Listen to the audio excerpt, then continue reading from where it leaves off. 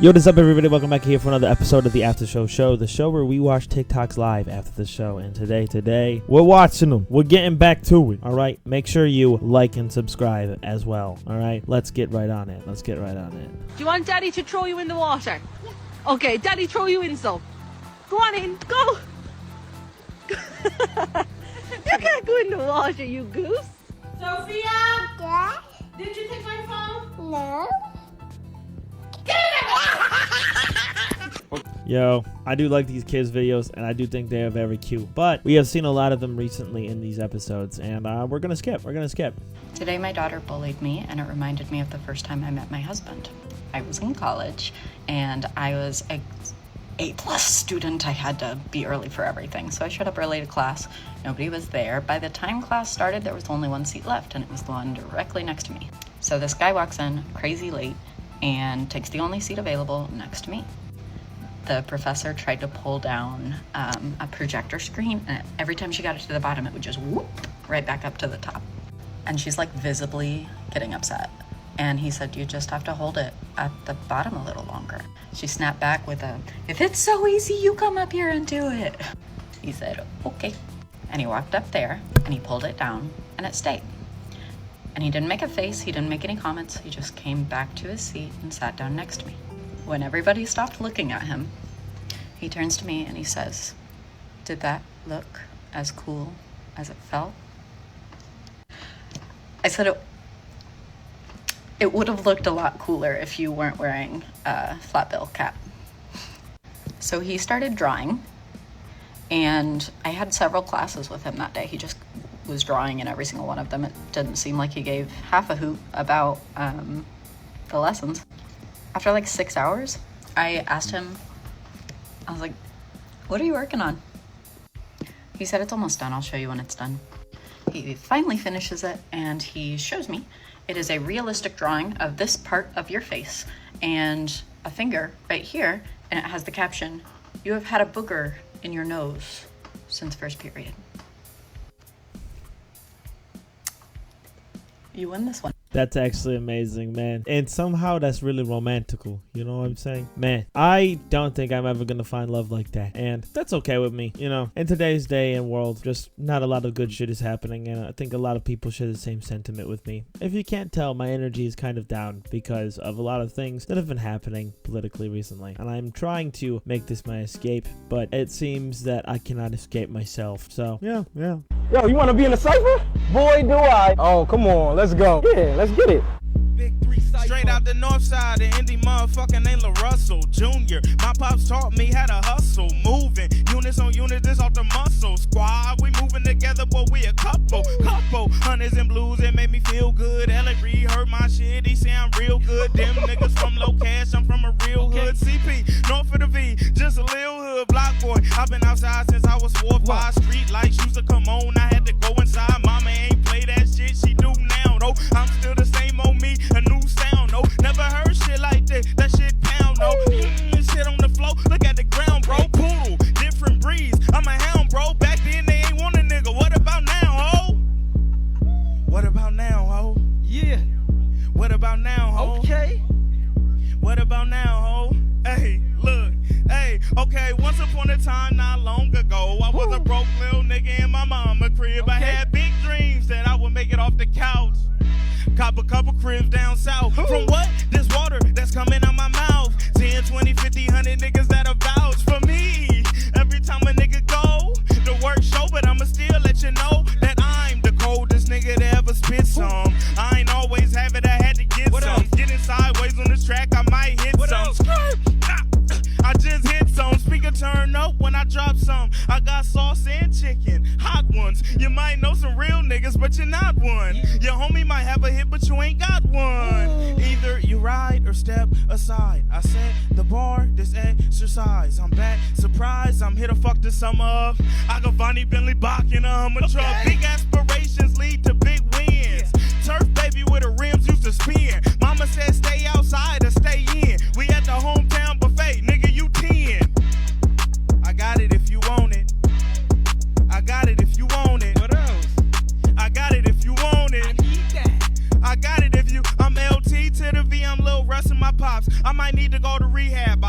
Okay, I genuinely did want to listen to this full thing. And how long is it in total? Let me just take a look. It's 209. But yeah, this was fucking great. If you want to check this guy out, his page is NU11_NE. Check bro out. Some of the best fucking rapping I've heard in a while, especially if that was just all off the top of his head. Yo, I'm checking his shit out. I mean, I followed bro. I liked the video. NU11_NE. Go watch this guy. Go watch him. Protests philosophically are a threat against the government, saying, there are a lot of us. We are easily armed and we don't like what the fuck you're doing. This is your last chance of recourse before we start physically stopping you from doing what we don't like. The reason unions won the rights that they won originally is because they were able to arm themselves. The Battle of Blair Mountain in 1922, I think it was an armed rebellion against a mining company in West Virginia that led to workers' rights. The term redneck is a was leftist they term. would in West Virginia, the coal miners, they'd have like a red kerchief around your neck, and Yeah, it meant with you were bandana. like fighting for a labor contract. You were part of the IWW, the International Workers of Yeah, the World. they were That's like- another example. Black Panthers are a really good example of leftists taking advantage of the rights that we have in this country in order to work outside of the system and build a system that works for them. Because the Black Panthers were providing their communities with free breakfasts, adequate education, and protection from racists that were attacking them. Yeah. And they were only able to do this because even if they weren't ever violent explicitly, the fact that they had the capability of extreme violence and the capability to retaliate meant that people would think twice before attacking them. Yo, that is really cool. I never knew that. You know, for a lot of white people, that group was painted as something that was horrendously bad when it really wasn't. And just another thought that came on my mind. You know, isn't it crazy that in school, I feel like for a lot of us, you might relate to this, but you're learning in history class about all these tragedies, all these insane things that are happening. And then you get to be a little bit older. In my case, you're 24 years old, / this also happened when I graduated. I graduated in 2019, so then going on into 2020, the world just started falling apart. And you really want to think it wasn't going to be me, it's not going to be us, but in turn, we're going into like World War III. I mean, I'm not saying that's going to be exactly what's happening, but at least we're going into fascist times. And it's just weird to think about how I was in school. I was like, haha, at least this was wartime that wasn't happening here. You know, they would go through sections of history where it'd be good then bad, and they talk about history repeating itself. Why did it have to repeat now? Why now? Like, it's, man, you just, sometimes in my own mind, I'm like, if I had just been like, treated the world differently and treated life differently, maybe this wouldn't be the outcome of the world. Because seeing through everything through my own lens, I'm like, if I had not played into the idea of like, this is our country and we are free, what if we still weren't? I know that's not the case and everything was leading here regardless, but makes me think. It's like all of us in school were like, oh yeah, history repeats itself and this and this and this, and now it's actually repeating itself. Just makes me think / makes me sad. It does. So what's your take? It's actually good for you to party for 72 hours. 100% disagree. It's not good for you to party for 72 hours. But here, you're in Berlin here, you know? Yeah, I know I'm in Berlin. What does that have to do with anything? Everyone parties for 72 hours here. Can I just go out for like 2-3 hours, have a couple drinks? No. I mean, I'm up already for 72 hours. You've already been partying for 72 hours? Yeah, that's why I'm wearing the mask. Are you tired? No, it's just starting now. It's Friday. So when did you leave your house? Wednesday. When are you going to go home? Probably Monday. So what do you do in 72 hours of partying? And you sit around, you ride the train, listen to music, then you go to a club. And then? Then you go to an after hour. And after hours, and then? Then you go to a club again. Okay. And then to the next after hour. And you just keep doing that? You just keep doing that. But why is that fun? I didn't say it's fun. So why are you doing it? Someone has to do it, no? Someone has to do it. To keep club culture alive. So you're the guy? I'm the guy. What happens at the club other than dancing? Sitting around. Do you have a wife or a husband or a boyfriend or a girlfriend? Oh yeah, I met my wife at the after hour. What are you doing after this? Probably going to an after hour. It's 3 o'clock. Yeah, it's a good time. To go to an after hours? What are you usually doing in the afternoon? Laying on my bed, looking at my phone? Or eating lunch or taking a walk? That pretty much sounds like an after hour, but there's more people there. Welcome to Berlin. I mean, I would come with you. You want to come tonight? I would come tonight. Nice. You seem normal and chill. Oh, you too. You're a normal and chill guy. I'm a chill guy, yeah. Well, guys, I will let you know how it goes after 72 hours. 72 hours. 72 hours. So, like, that sounds like absolute hell. And why would anybody ever want to party for 72 hours? Like, I understand to a degree, like, party culture, like, getting into it. Brother, my longest record of staying awake is, I think it was 52 hours in total. I could be wrong, but that is what I remember. And the second day I was awake, we went to go see the movies. We went to go see Pacific Rim. And literally, I was so delirious that I was walking out of the movie theater in order to go to the bathroom, and I walked out of the bathroom and I forgot we were at the movie theater. Like I fully forgot which bathroom or movie theater to go into after the fact, and I was just wandering around for a while. Then I texted my buddy, I'm like, hey man, what movie are we seeing again, and what theater are we in? He was like, bruh, we're in this one. I was like, this is crazy, and it was very unenjoyable. And kind of like that guy was saying, it's not fun. If it's not fun, why are you doing it? You don't have to keep club culture life. You can just better your own life and your own self. No? Or am I crazy? Maybe I'm crazy. It should be dangerous to be obscenely wealthy. If someone is accruing more in 1 hour than 99% of Americans make in a full year, then they should be scrambling for avenues to spend down their wealth in ways that benefit society.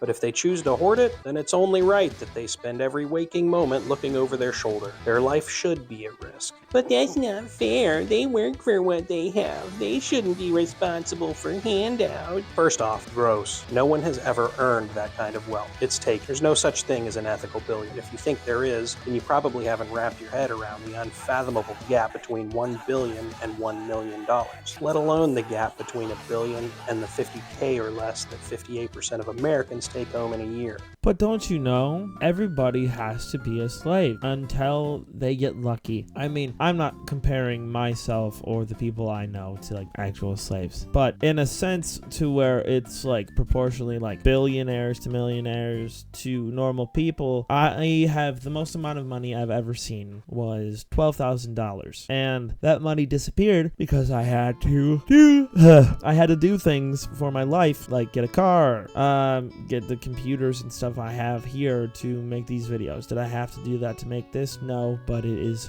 for an avenue of life that I would like to have. And all of this shit, it stinks. You know, none of it's good. And they'll just tell you that you're keep on keeping on. Keep trying, keep trying, keep trying. But what's actually happening is they're putting you into a metaphorical hamster ball. And they say keep trying, and they're just watching you laughing while you're wearing soundproof headphones. You're going as hard as possible. And what can you do about it? Well, nothing. That was their plan all along. You're stuck in the hamster ball, and you're never gonna get out. And they're gonna keep laughing at you. But you can, on accident, maybe get lucky with some things in life. But when it comes to rich and the poor, well, like I was saying, they're saying fuck you to everything you know, everything, just everything. I was my mother's fourth daughter. The first she had when she was 15 years old. I just want to say, like pre-say this is perhaps it's just really heart-touching, and I think you should watch this. If you're at the point in this video where you're like, maybe I'll stick off, maybe I'll go back on, please stay. Please stay. Years later, one of my sisters had a baby at 15 years old. So when I was 15 and I sat my mother down at the kitchen table, I knew exactly what she thought I was going to tell her. I said, Mommy, I got to tell you something. She said, oh, shit.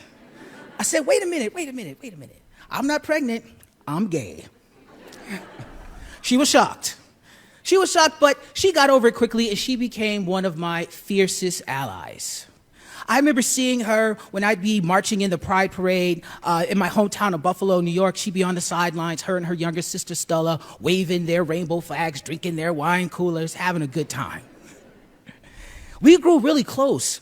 Particularly when I moved here to New York City in my 20s to start my adult life, I really needed her so much. I needed her for everything. I called her every day and twice on Saturdays to help me make decisions about decorating my apartment, to help me make decisions about school, about my beginnings of my career. I would tell her all about the beautiful women that I was meeting and I was dating, but I didn't tell her that I was their boyfriend.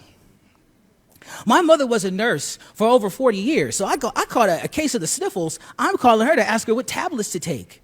But I didn't call and tell her that I was taking a half cc of testosterone every 2 weeks. I didn't tell her I was transgender. But she knew something was up. So one day I'm at work, and she calls me. She said, Tikaboo, that was her pet name for me.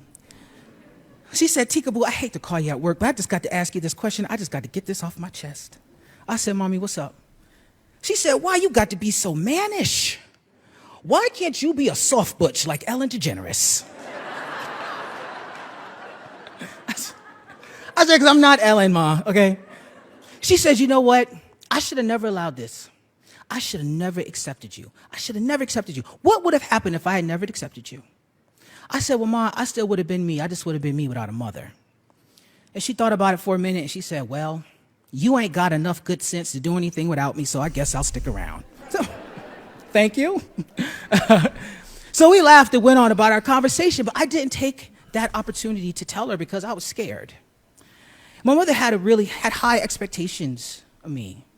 And she used to say, I'm raising you to be better than me, and I thought that me being trans meant that I was failing at that. And as a transgender person, one of the things we risk losing everybody in this life that we thought loved us in order for us to find ourselves. And I was not ready to lose my mother. I just needed her too much, and I just loved her too much. So I kept it a secret. I didn't tell her for years. And our relationship definitely took a hit. It was a strain on our relationship because I'm from Buffalo, so I would just go back and forth, just visit like 4 or 5 times a year. I stayed for a week at a time, but during these years, I would only go home maybe once, just stay for a couple of days, and it wasn't sustainable. It wasn't sustainable, particularly because now my transition is progressing, and now it's time for me to have surgery, and I still had no plans to tell her. And my girlfriend at the time looked at me, and she said, you are crazy. You and your mother are best friends. You talk to her every day. She's a nurse. She will never forgive you if you don't tell her that you are about to have major surgery. So I was like, all right, I'm going to tell her. So one day I call her. I said, Mommy. She said, what's up? I said, I got something to tell you. She said, what is it? And this is exactly how it came out to her. I said, Ma, I am having a double mastectomy and chest reconstruction. I'm a man. She said, what the fuck? So she's like hyperventilating on the phone, right?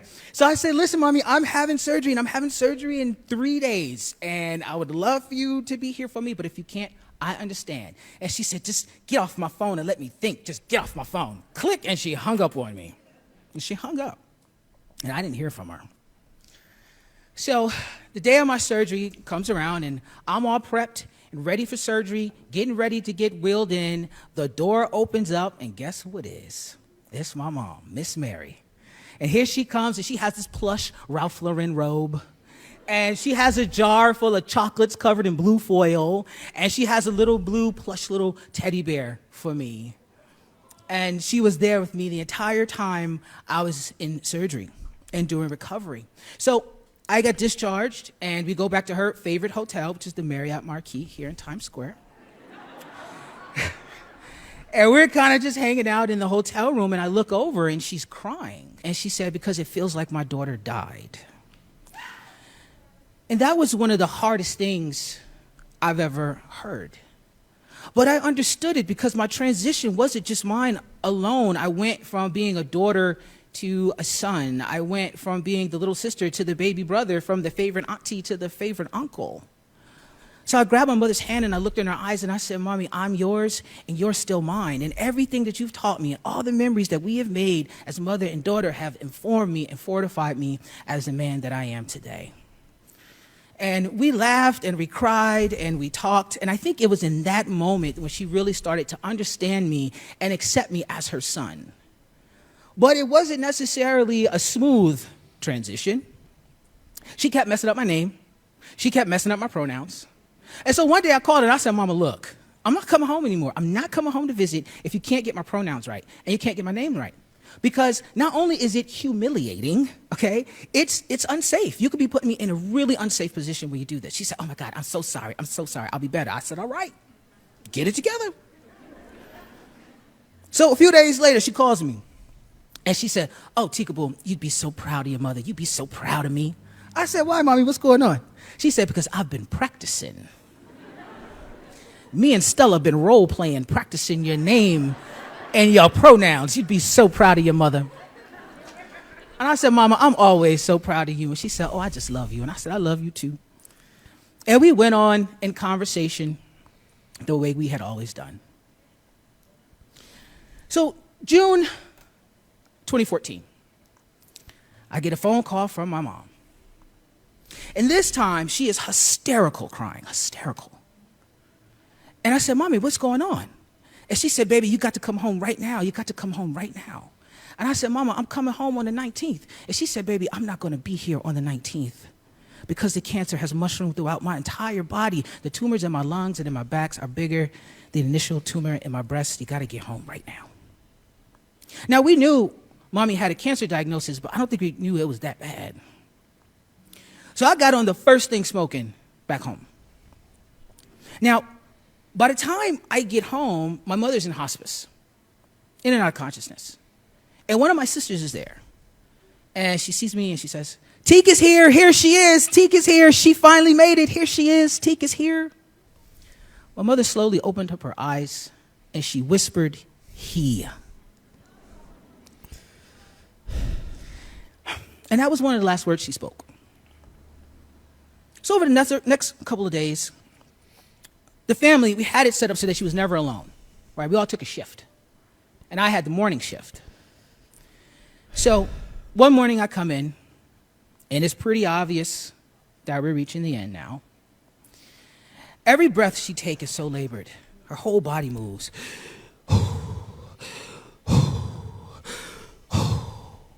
And there's this loud gurgle with every breath that just fills the room. So I come up to her hospital bed and I take the guardrail down and I get in bed with her just like I used to when I was a little kid. And I put my head on her shoulder, and I put my lips to her ear, and I said, Mama, you could go. I said, it is okay. I promise you, I'm gonna be okay. You did such a good job raising me. You can go. And then I fell asleep. Right there. And when I woke up, the room was silent. And my champion had died right there in my arms. I tell you, there are no words to express how devastating that was for me. The sun still doesn't shine as bright anymore. And I was really lost. Because my mother, she was my moral compass. She was my guiding light. She was the only person in this world who could check me. So I'm like, who's going to check me now? And as I processed my grief over time and really self-reflected on this idea that she was raising me to be better than her, in actuality, it wasn't about me being better than her. She was raising me to live in this world without her. And not only am I living, but I am thriving because I am the man that she raised. Thank you. Fuck. Man, I really needed to hear that.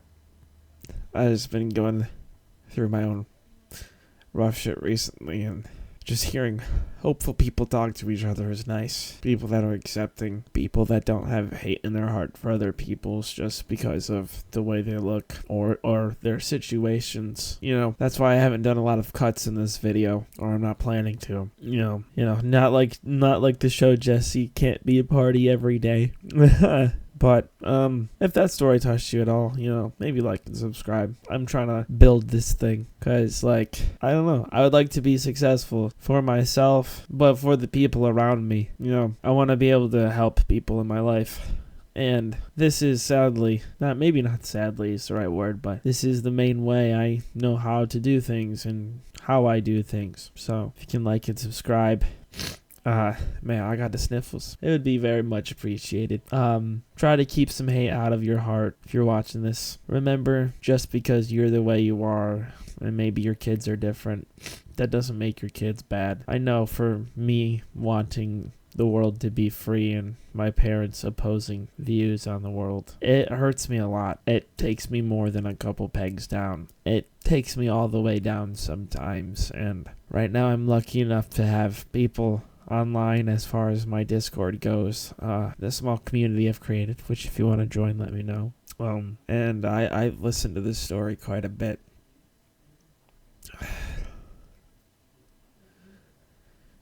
It just makes me feel hopeful for my future, hopefully.